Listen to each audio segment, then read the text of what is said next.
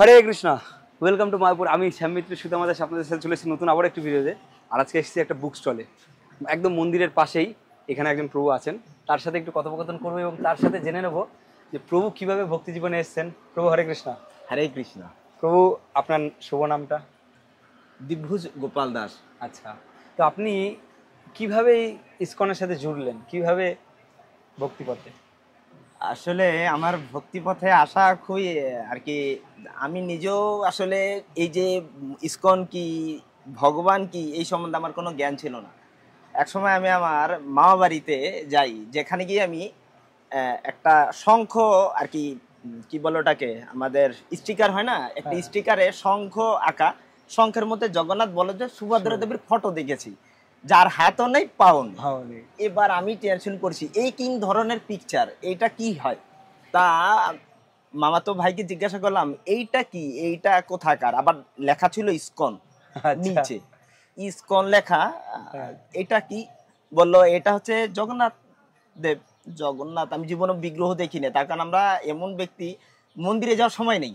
আচ্ছা, বিষয়ে সম্পূর্ণ ব্যস্ত। একমাত্র দুর্গা কালী পুজো হয়, ওটুকি আমরা জানা লোক, এছাড়া বাকি ধর্মতে আমরা কিছুতে নেই। তখন বললাম তাহলে ইসকন মন্দির তেলে চলে একবারে যে দেখে আসি। এই হলো জগন্নাথকে দেখে আর মন্দিরে যাওয়া, আর ওই মন্দিরটা হচ্ছে জগন্নাথ মন্দির। তাই এই জগন্নাথের ওখানে গিয়ে তখন জগন্নাথ দেখলাম।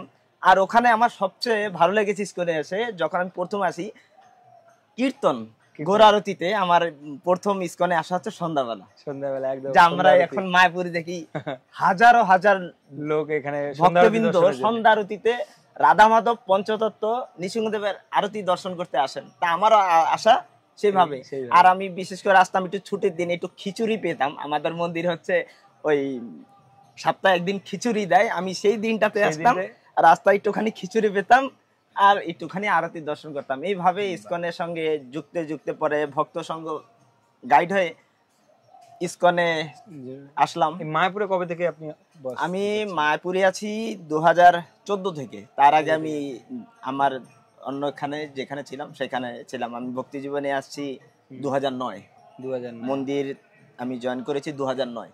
2009 থেকে 2014 থেকে মায়াপুরে যে আছেন, এখানে কি সেবায় যুক্ত আছেন? আমি এখানে এসে হচ্ছে সংকীর্তন ডিপার্টমেন্ট, আমাদের ভক্তি বিজয় ভাগ্যস্বামী মহারাজ, এখন মহারাজের আশ্রয়ে আমি এখানে আছি।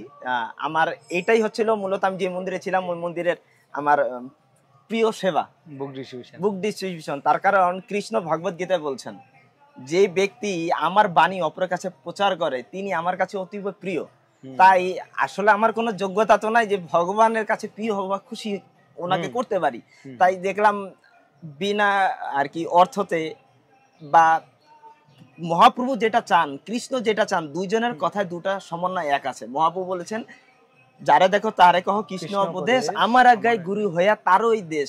কৃষ্ণ সেম কথা এখানে বলে গেছেন, যে তুমি যদি আমার এই বাণী অপরের কাছে প্রচার করো, বলো, তাহলে আমি খুশি হই। আচার্যগণ বলছে দদাতি প্রতিগিন্নাতি গুজ্জ মাক্ষাতি পিঞ্চতি, যে ভক্তদের প্রীতি বিনিময় হচ্ছে ভগবানের কথা আদান প্রদান। তাই এইটা হচ্ছে আমার কাছে খুব প্রিয় একটা সেবা, যে ভগবানের এই দিব্য গ্রন্থাবলী যদি কারো কাছে দেই, আর প্রভুপাদ বলেছেন তিনি এতে খুশি হন। তাই প্রভুপাদকে অন্তত খুশি করার জন্য যদি আমি এটা করছি, তাহলে প্রভুপাদ অবশ্যই আমার জন্য খুশি হবেন আমার প্রতি। আর ওনার কৃপায় হয়তো নিজের যোগ্যতা না থাকলেও ভগবত ধাম যাওয়ার, প্রভুপাদ আমাকে কৃপা করে হয়তো ভগবানের কাছে নিবেদন করবেন যে আপনার প্রচারে একটু হেল্প করার চেষ্টা করেছেন, এবার প্রভু আপনি নাকি একটু দেখুন। তাই সেই জন্য আমার এটা সুন্দর। আর অনেকে দেখেছি এই গ্রন্থটা, আমিও হচ্ছে এই যে ইসকনের গ্রন্থ আমি কিনিনি, আমার ঘরে একটা ছিঁড়া ফাটা বই পেয়েছি। আচ্ছা, ইসকনের প্রথম বই আমার সেখান থেকেই পড়া।